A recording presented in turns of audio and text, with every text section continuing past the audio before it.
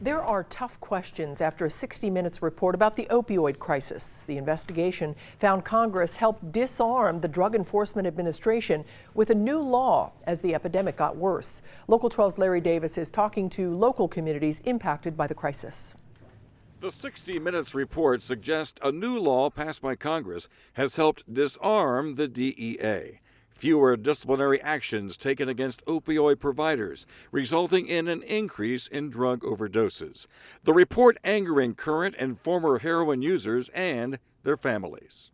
There's people dying every single day, and I feel like they're stopping people from doing their job. That's what the DEA is there for. It's to enforce. Laura Ragle says she spent 6 years on heroin. She's been clean for 4. Laura says she spent much of her addicted years in Middletown, which has been hard hit by the opioid crisis. Before heroin, she says, there were painkillers. I had a pain pill habit of $300 a day. I couldn't afford that. Nobody could. So I ended up becoming an IV heroin user, but it all started with pain pills. At the height of the heroin crisis, more and more treatment centers like Choices were opening their doors. The end result, more people were coming off the street and getting clean. Choices now has 100 clients, former opioid users on the road to recovery with the help of counselors.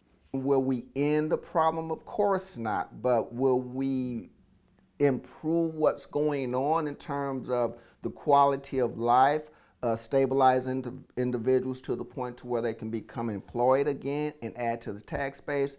There has been unbelievable progress in Middletown. Treatment centers are working together. The police chief says there's been a 30% decrease in overdoses in the past 4 months. Fewer people are dying and enjoying life. It's been one of the toughest roads I would imagine that I'll ever have to go through my entire life. In Middletown, Larry Davis, Local 12 News.